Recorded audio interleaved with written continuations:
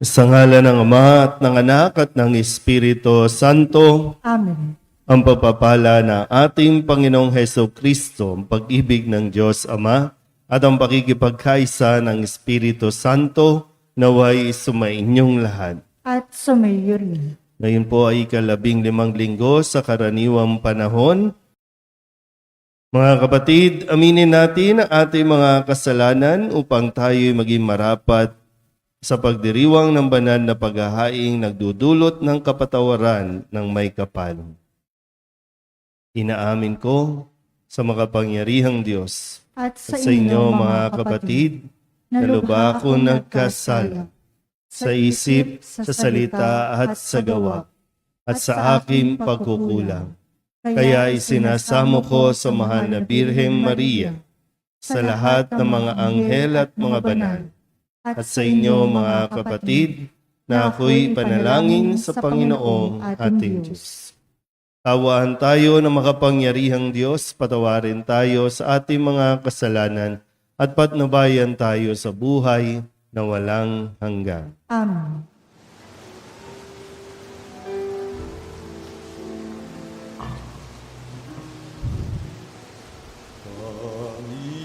Panginoon, kawan mo kami, kawan mo kami.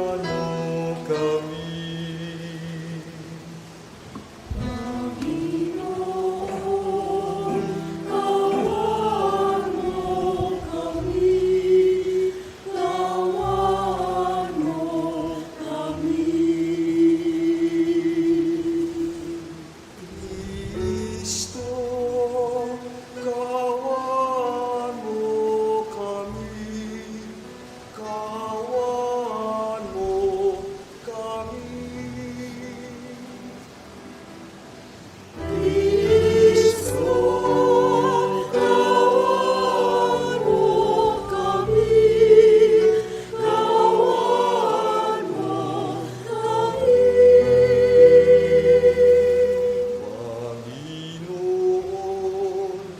kawan mo kami. Panginoon, kawan mo kami, kawan mo kami. Panginoon, kawan mo kami, kawan mo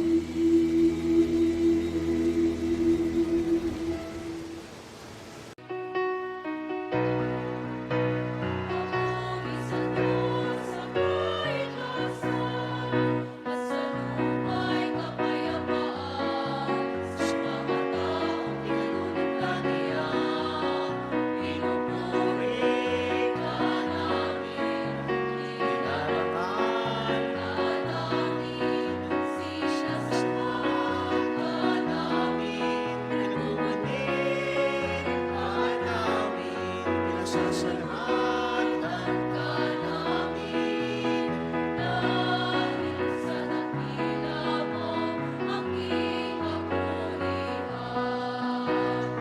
Panginoong Diyos, Hari ng langit, Diyos sa pagmamapangyarihan sa lahat. Panginoong Jesucristo,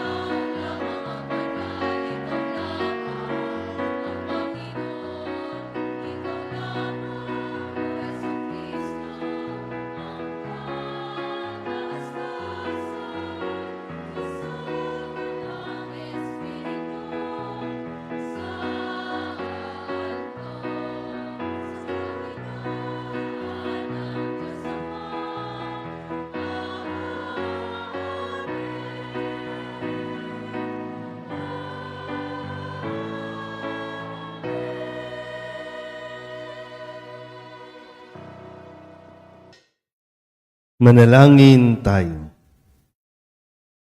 Ama naming makapangyarihan, nililiwanagan ng iyong maaasahang ilaw ang mga naliligaw na iyong pinababalik sa daan para ikaw ay matagpuan.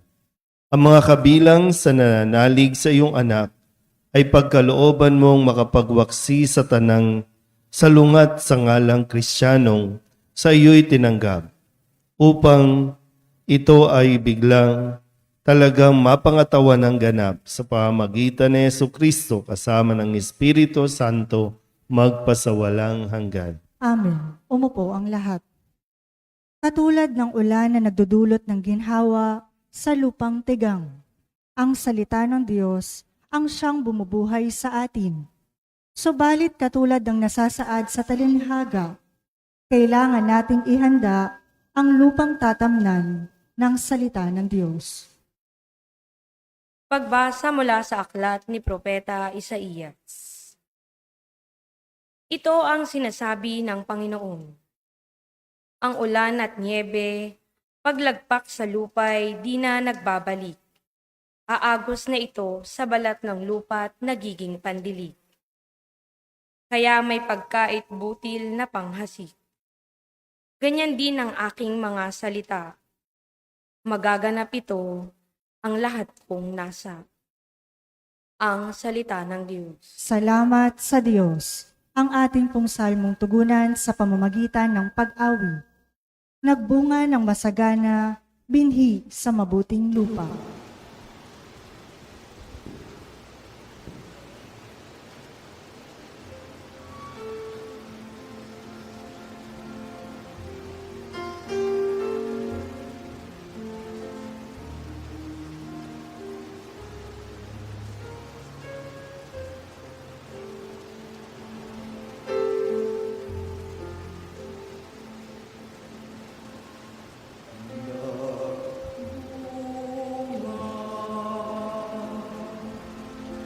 Nang masagana, binhi sa mabuting lupa.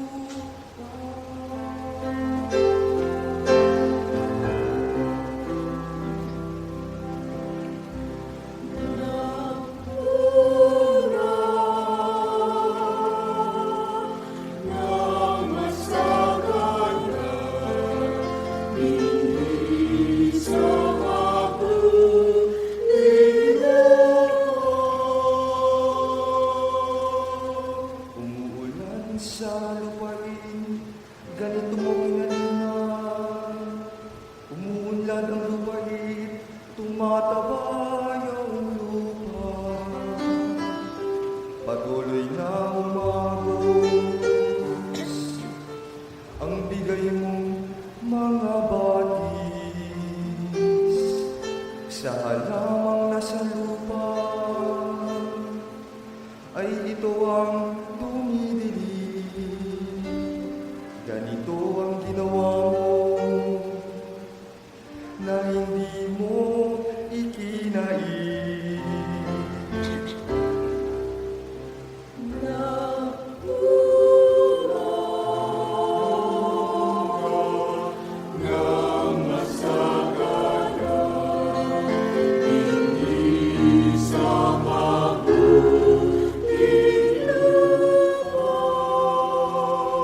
Sa binungkal na bukirin, ang ulan ay masagana.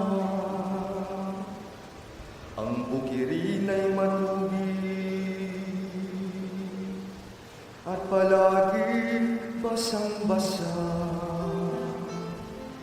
Sa banayad na tag-ulan ay lumambot yaong lupa. Kaya naman pati tanim ay malago at sariwa.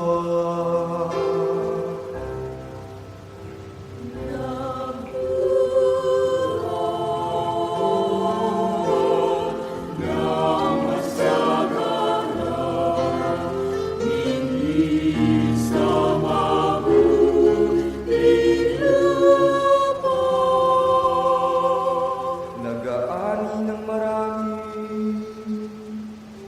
sa tulong mong gumagawa at saan man magpunta, kay masaganang masagana. Ang pastulay punong-puno ng matabang mga kawan, nagahari ang galang sa lahat ng kaburulan.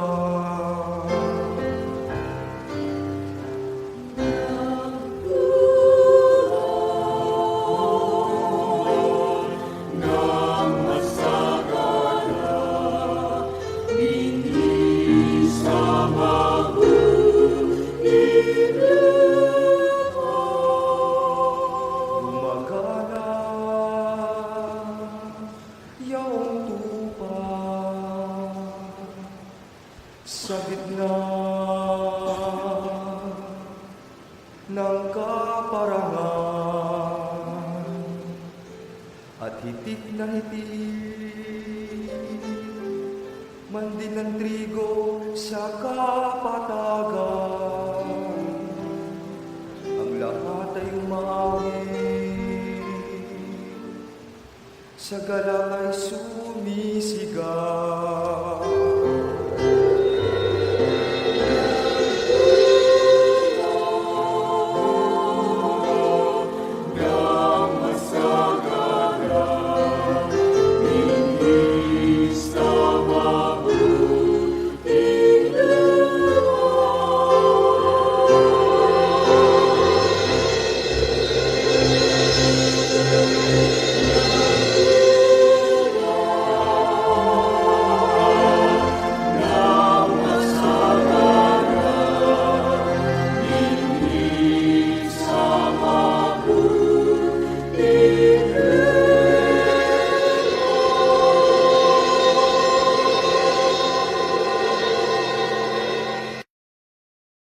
Inuusig at pinahihirapan ang mga alagad ni Kristo.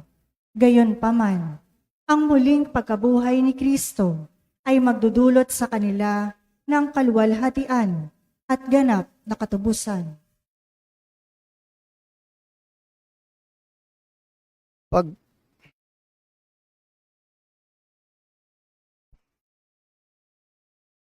Pagbasa mula sa sulat ni Apostol San Pablo sa mga taga-Roma. Mga kapatid, saganang akin ang mga pagtitiis sa kasulukuyan ay hindi maihahambing sa ihahayag na kaluwalhatiang sa atin.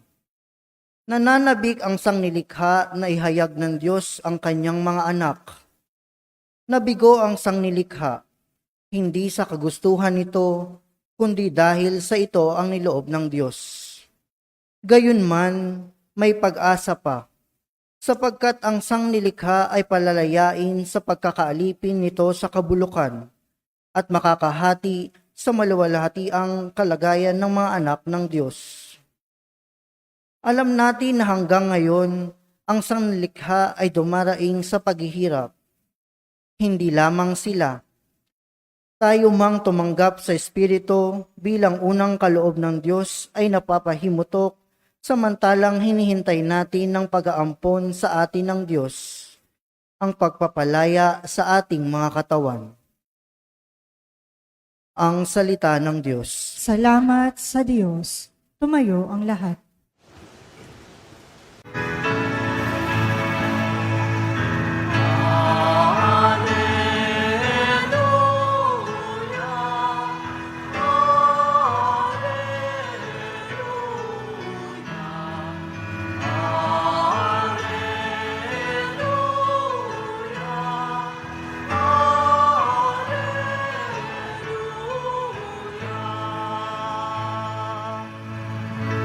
Sa daigdig ay laganap, liwanag na sumisikat,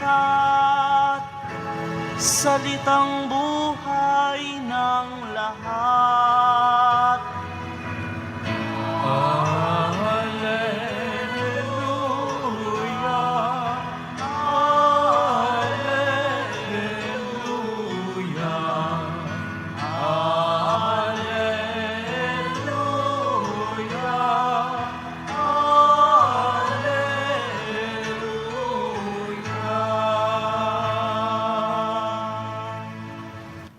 Sumainyo ang Panginoon. At sumayo rin. Ang mabuting balita ng Panginoon ayon kay San Mateo. Papuri sa iyo, Panginoon. Noong ding araw na iyon, si Jesus ay lumabas ng bahay at naupo sa tabi ng lawa. Pinagkalipon-punan siya ng makapal na tao. Kaya sumakay siya sa isang bangka at doon naupo. Nasa dalampasigan naman ang mga tao at nagturo siya ng maraming bagay sa pamamagitan ng mga talinghaga. May isang magsasakang lumabas upang maghasik. Sa kanyang paghasik ay may binhing nalaglag sa tabi ng daan. Dumating ang mga ibon at tinuka ang mga iyon. May binhi namang nalaglag sa kabatuhan. Sapagkat manipis lang ang lupa roon, sumibol agad ang binhing iyon. Ngunit nang mapabilad sa matinding sikat ng araw, ay natuyo. Palibhasay walang gaanong ugat. May binhi namang nalaglag sa dawagan. Lumago ang mga dawag at ininis ang mga iyon. Ngunit ang binhing nalaglag sa mabuting lupa ay nag-uhay. May tig sa 100, may tiga-60, at may tig-30 butil ang bawat uhay. Ang may pandinig ay makinig. Lumapit ang mga alagad at tinanong si Jesus, "Bakit po ninyo dinadaan sa talinghaga ang inyong pagsasalita sa kanila?"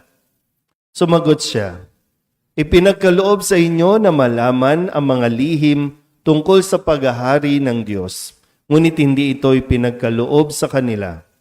Sapagkat ang mayroon ay bibigyan pa at mananagana, ngunit ang wala, kahit ang kaunting nasa kanya ay kukunin pa.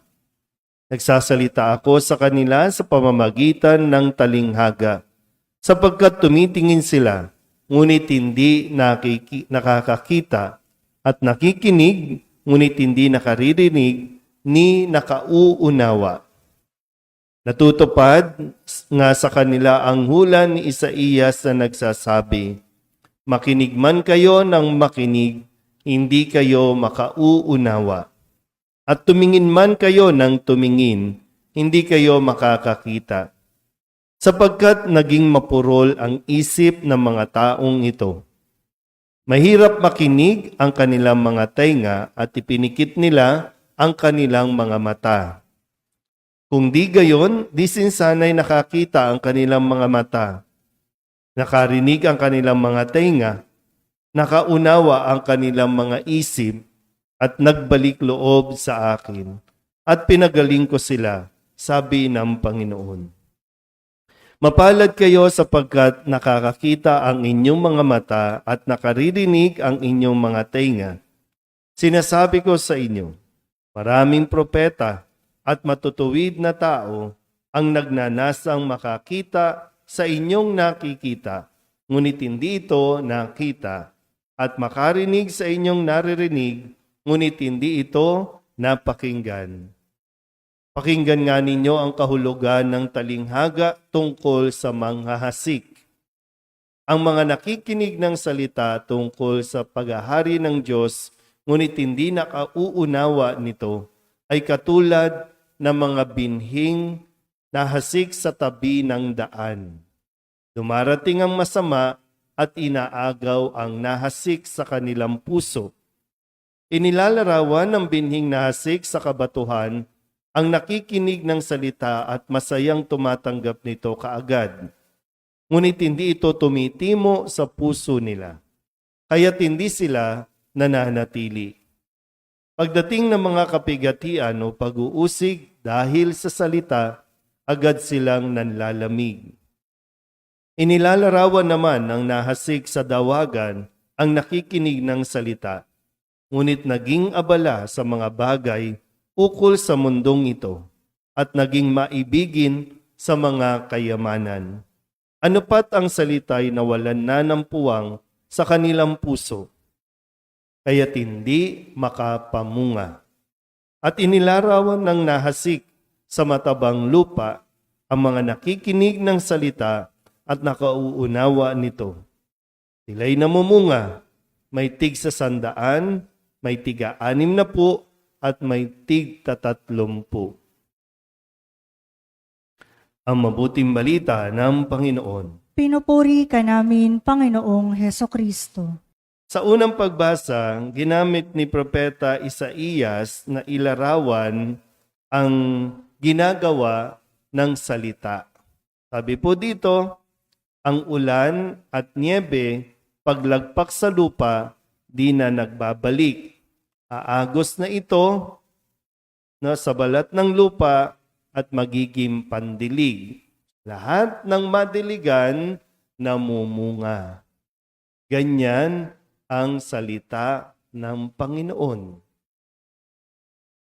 Ang tanong, hanggang saan kayo nanatiling mulat habang binabasa ko ang mahabang salaysay sa Ebanghelyo?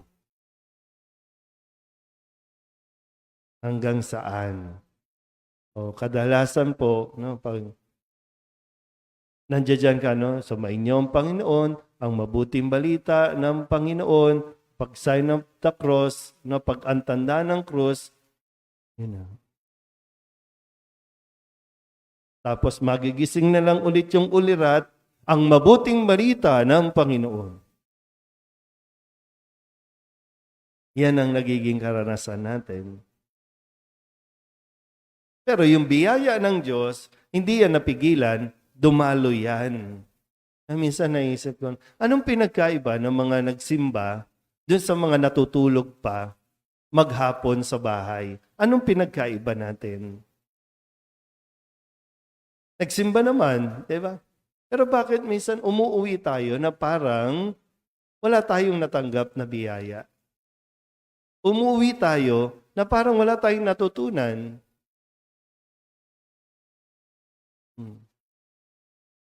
Kasi inaasahan sa atin na magkakaroon tayo ng bunga.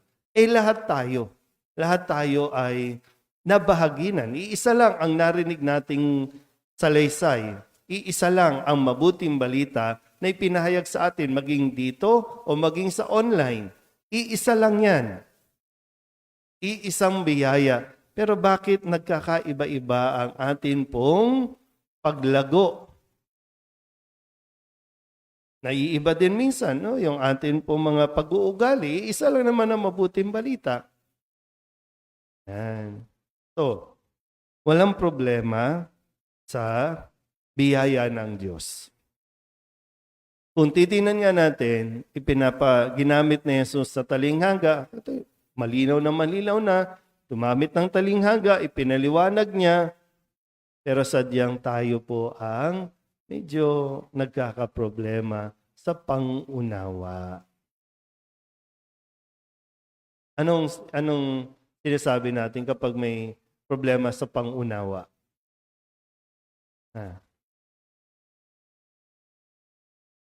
Tingnan nyo nga yung katabi ninyo. May problema ba sa pangunawa? Kasi hindi nakikinig. Sabi nga dito, nakikinig pero hindi talaga napapakinggan. Kaya hindi nakakaunawa. So kung makikinig ka lang talaga ng mabuti, maiintindihan mo. Titingnan po, ipinaliwanag ni Jesus ang mga hasik. Yung iba sa inyo nakaranas po ng bukid, buhay sa bukid. Pag maghahasik, kukuha yan, dadakot yan. So, hindi yan bibilangin na 1, 2, 3, 4, 5, 6, 7. Okay, hindi. Kukuha lang yan. Ibig sabihin, yung dadakot yan at ihahasik yan. Hindi tinitipid, hindi nagbibilang, hindi paunti-unti. Talagang lahat, tanggapin ninyo. Uy, tanggapin nyo. Ayan na. Ay kaso, tulog. Tulala. Ang daming iniisip. Sinabi na ni Jesus, ibinigay na itong kung ano man, pero wala. Ang isip mo, lumilipad. Ang isip mo, yung problema. Ang isip mo, yung katabi mo. Ang isip mo.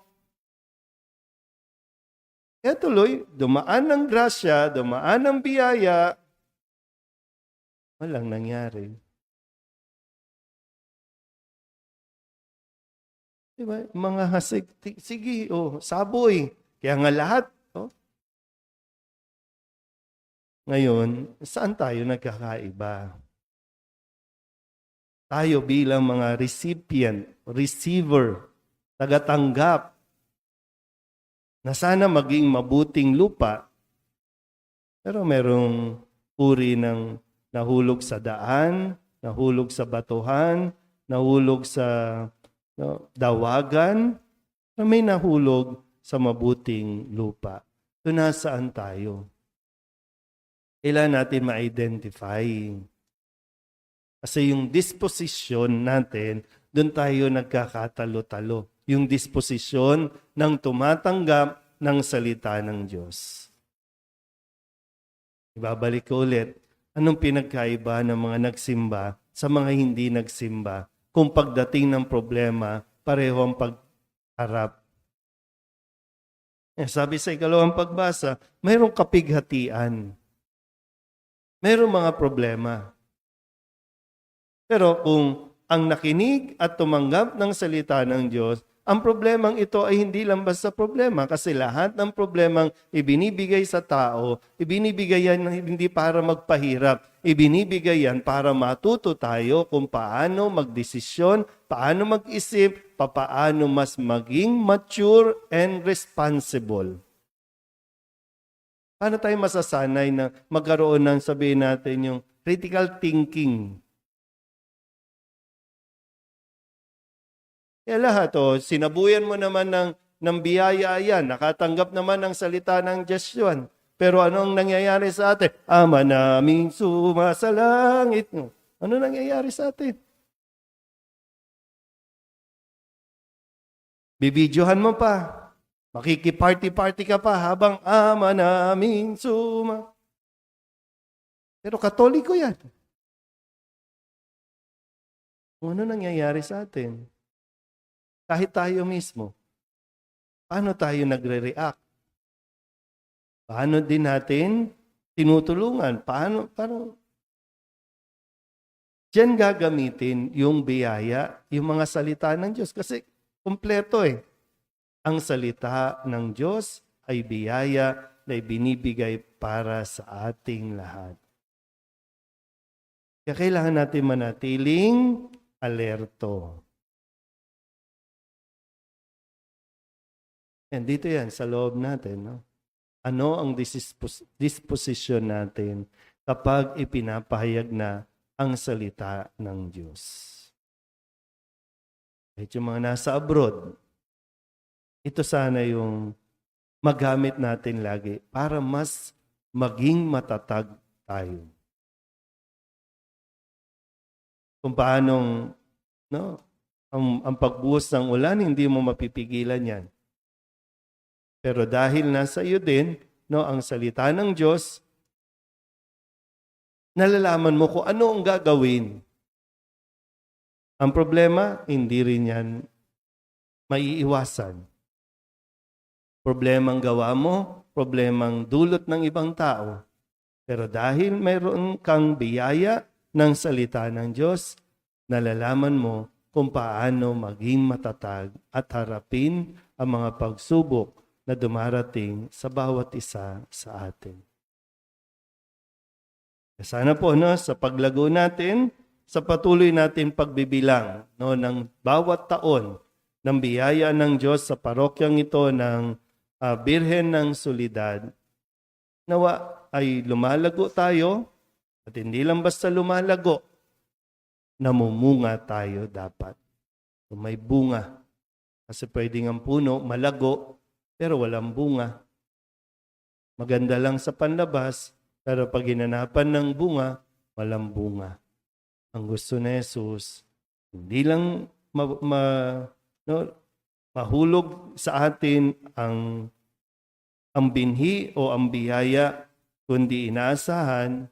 At kung gusto mo talaga, sabi dito, mamumunga ka ng tig-100, tig-60, at may tig-30.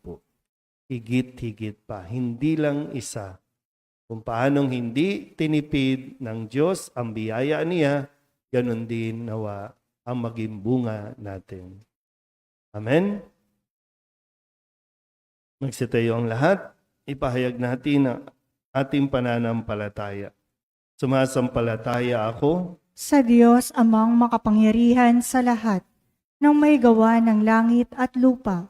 Sumasampalataya ako kay Hesukristo, iisang anak ng Diyos, Panginoon nating lahat. Nagkatawang tao siya lalang ng Espiritu Santo, ipinanganak ni Santa Mariang Birhen, pinagpakasakit ni Poncio Pilato, ipinako sa krus, namatay, inilibing, nanaog sa kinaroroonan ng mga yumao, nang may 3 araw na buhay na mag-uli, umakyat sa langit, naluklok sa kanan ng Diyos amang makapangyarihan sa lahat. Doon magmumula at paririto, at huhukom sa nangabubuhay at nangamatay na tao.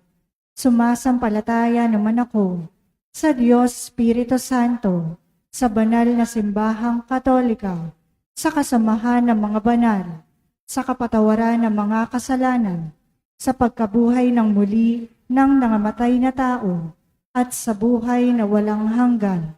Amen. Itinuturing ni Jesus na pinagpala ang lahat ng nakikinig sa kanyang salita at nagsasabuhay nito. Dumalangin tayo ngayon sa Ama na huwag lamang tayong maging mga tagapakinig ng salita kundi mga tagasunod na nagsasabuhay nito. Ang ating itutugon, Ama, turuan mo kaming makinig sa iyong salita. Ama, turuan mo kaming makinig sa iyong salita. Upang ang simbahang Katolika ay patuloy na hubugin ang salita mo, O Diyos, sa pamumuno at paggabay ng Santo Papa, mga obispo, pari at mga diakono. Manalangin tayo. Ama, turuan mo kaming makinig sa iyong salita. Upang ang mga nasa serbisyo publiko ay tapat na maglingkod sa bayan ayon sa halimbawa ni Hesukristo. Makatagpo nawa sila ng inspirasyon at lakas sa salita mo, Ama. Manalangin tayo. Ama, turuan mo kaming makinig sa iyong salita. Upang maabot ng salita mo, O Diyos, ang lahat ng nagtatrabaho sa mass media. Maging katuwang nawa sila sa pagpapalaganap ng mga aral ng Ebanghelyo. Manalangin tayo. Ama, turuan mo kaming makinig sa iyong salita. Upang buong lugod kaming maglingkod sa iyo at sa aming kapwa, hindi lamang sa panahon ng matinding pagsubok, kundi pati sa mga karaniwang pagkakataon. Manalangin tayo. Ama, turuan mo kaming makinig sa iyong salita. Idulog din natin sa Panginoon ang ating mga personal na kahilingan at mga panalangin para sa ating mga pamilya. Kasama din ang mga kahilingan ng mga nanonood sa online. Lahat ng mga misang pasasalamat, natatanging kahilingan para sa agarang paggaling, mga espesyal na intensyon at ang mga kaluluwa na inihiling na ipagdasal sa misang ito.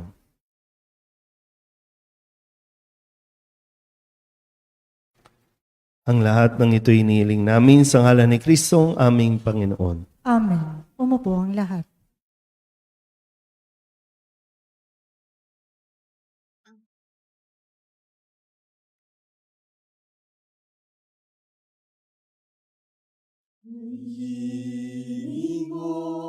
Ang awit ko, lahat ng ito'y nagmula sa iyo. Muli ihandog sa iyo, buong puso kong inaalay sa iyo. O Diyos, O Panginoon, lahat ay biyayang aming inampon, aming buhay at kakayahan. Ito'y para lamang sa iyo, kalwalhatian.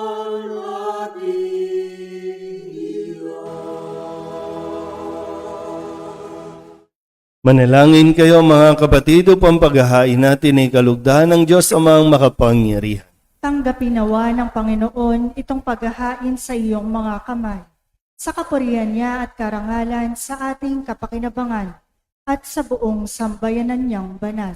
Ama naming lumikha, tunghayan mo ang mga alay ng iyong sumasamong sambayanan at tanggapin mo ang mga ito para madagdagan ang iyong kabanalan sa mga nananalig na tunay sa pamamagitan ni Jesucristo kasama ng Espiritu Santo magpasawalang hanggan. Amen. Sumainyo ang Panginoon. At sumayo rin. Itaas sa Diyos ang inyong puso at diwa. Itinaas na namin sa Panginoon. Pasalamatan natin ang Panginoong ating Diyos. Marapat na siya ay pasalamatan.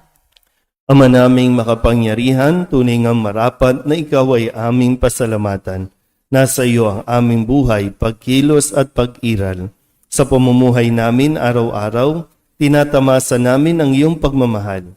Sa pag-ibig mong ipinunla sa sangkatauhan, ang Espiritu Santo'y unang aning bigay ng anak mong naglagak sa amin ng katiyakang nakalaang mabuhay kami sa piling mong kailanman. Kaya kaysa ng mga anghel nagsisiawin ng papuri sa iyo nang walang humpay sa kalangitan, kami nagbubunyi sa iyong kadakilaan.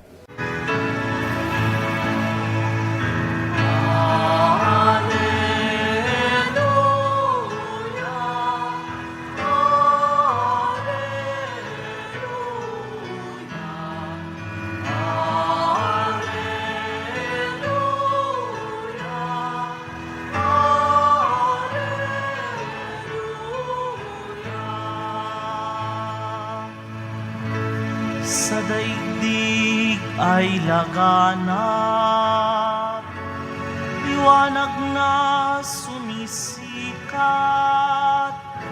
salitang buhay ng lahat.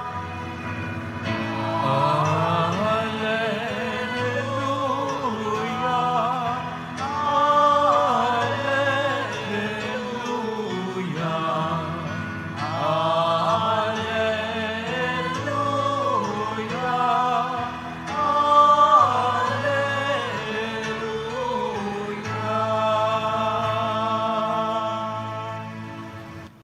Ama naming banal, ikaw ang bukal ng tanang kabanalan.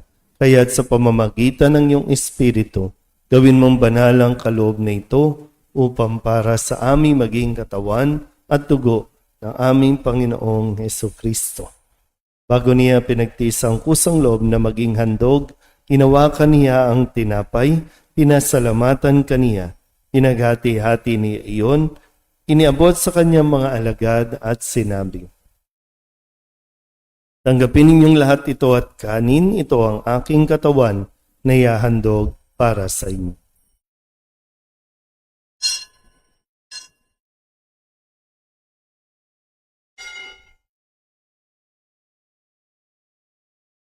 Gayun din naman, nung matapos ang hapunan, nawakan niya ang kalis, muli kaniyang pinasalamatan. Iniabot niya ang kalis sa kanyang mga alagad at sinabi, "Tanggapin ninyong lahat ito at inumin. Ito ang kalis ng aking dugo, ng bago at walang hanggan tipan. Ang aking dugo na ibubuhos para sa inyo at para sa lahat sa kapagpapatawad ng mga kasalanan. Gawin ninyo ito sa pag-alaala sa akin."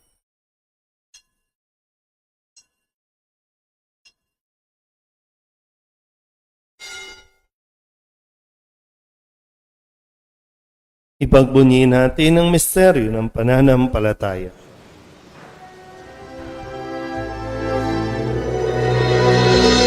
Sa krus mo at pagkabuhay, kami natubos mong tunay. Ang Jesus, aming mahal, iligtas mo kami,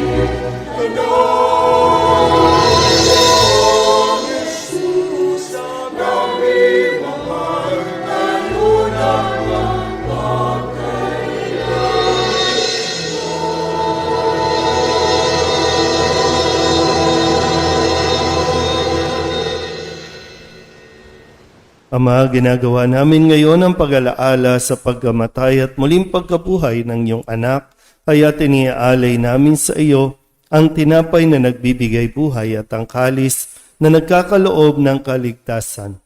Kami nagpapasalamat dahil kami iyong minarapan na tumayo sa harap mo para maglingkod sa iyo. Isinasamo namin kami magsasalo-salo sa katawan at dugo ni Kristo ay mabuklod sa pagkakaisa sa pamamagitan ng Espiritu Santo. Ama, lingapin mo ang iyong simbahang laganap sa buong daigdig. Huspusin mo kami sa pag-ibig kaysa ni Leon na aming Papa at ni Jose na aming Obispo at ng Tanang Kaparian. Alalahanin mo rin ang mga kapatid naming nahimlay na may pag-asang sila'y muling mabubuhay, gayon din ang lahat ng mga pumanaw. Hawaan mo sila at patuloyin sa iyong kaliwanagan.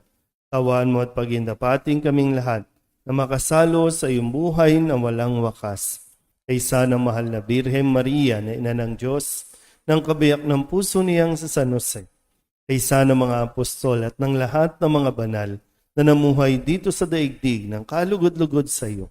May pagdiwang nawa namin ang papupuri sa ikararangal mo sa pamamagitan ng iyong anak, aming Panginoong Hesu Kristo. Sa pamamagitan ni Kristo, kasama niya at sa Kanya,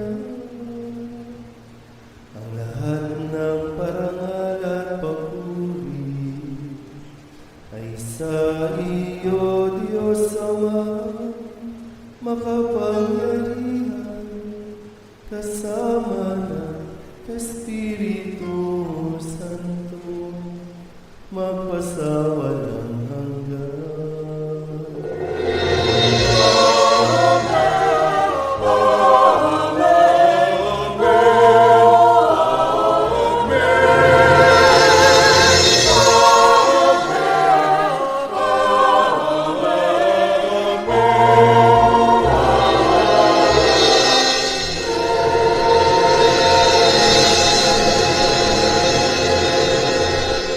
Sa tagapili naman nakagagaling na utos at turo ni Jesus sa Panginoon natin at Diyos, ipahayag natin ang lakas loob.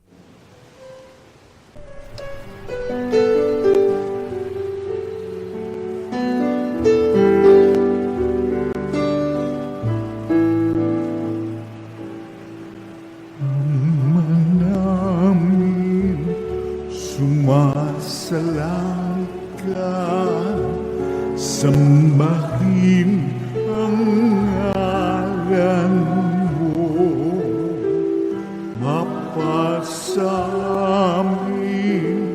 ang kaharian mo, sundin ang loob mo dito sa lupa para nang sa langit. Bigyan mo po kami ngayon ng aming kakanin sa araw-araw at patawarin mo kami sa aming mga sala para ng pagpapatawan namin sa nagkakasala sa amin, at huwag mo kaming ipagdulot sa tukso, at yadya mo kami sa lahat ng masama. Hinihiling namin kami iadya sa lahat ng masama, pagalooban ng kapayapaan araw-araw, iligtas sa kasalanan at ilayo sa lahat ng kapahamakan, samantalang aming pinananabikan ang dakilang araw ng pagpapahayag ng tagapagligtas naming si Hesu Kristo. Kaharian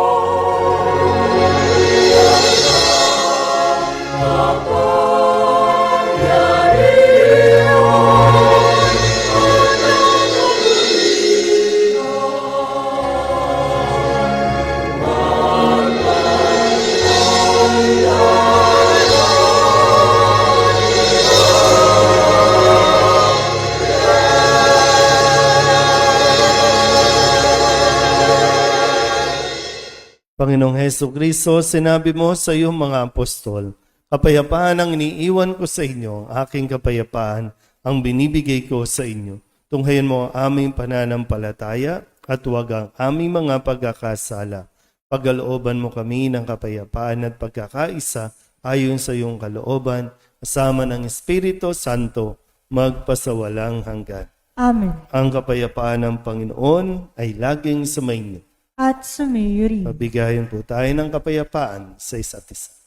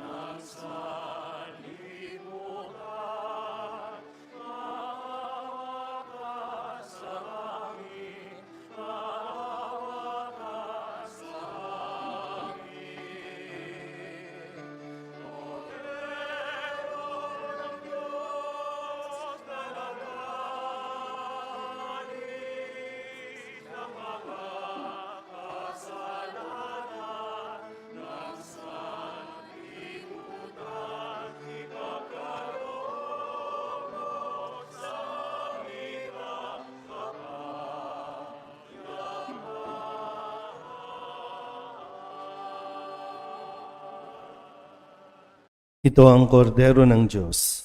Ito ang nag-aalis ng kasalanan ng sanlibutan. Mapalad ang mga inaanyayahan sa kanyang piging.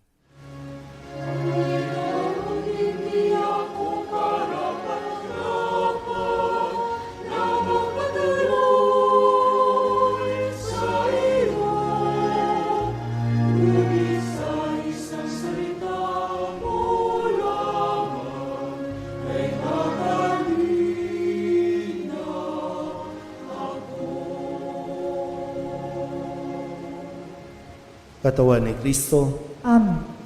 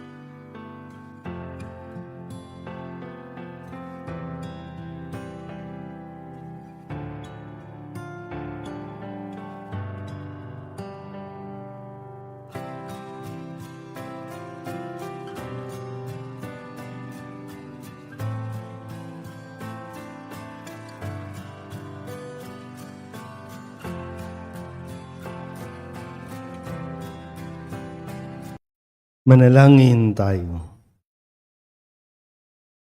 Ama naming mapagmahal, Kami mga pinapagsalo mo sa piging na banal ay makatanggap nawa ng bungang karagdagan ng iyong pagliligtas na aming ipinagdiriwang sa pamamagitan ni Jesucristo kasama ng Espiritu Santo magpasawalang hanggan. Amen. Sumainyo ang Panginoon At sumayo rin. at pagpalain kayo ng makapangyarihang Diyos, Ama at Anak, Espiritu Santo. Amen. Tapos ang banal na misa, umayo tayo sa kapayapaan ni Kristo.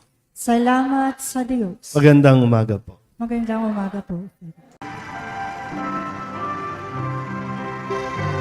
Nuestro Padre Jesus Nazareno, sinasamba ka namin, pinipintungo ka namin, aral mo ang aming buhay at kaligtasan.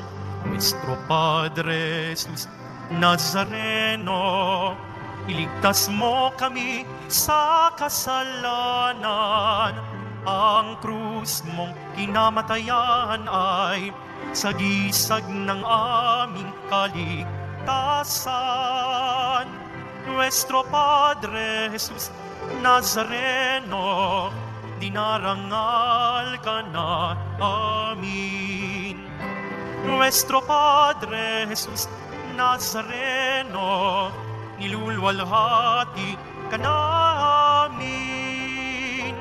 Nuestro Padre Jesus Nazareno, dinarangal ka na amin. Nuestro Padre Jesus Nazareno, nilulwalhati ka namin.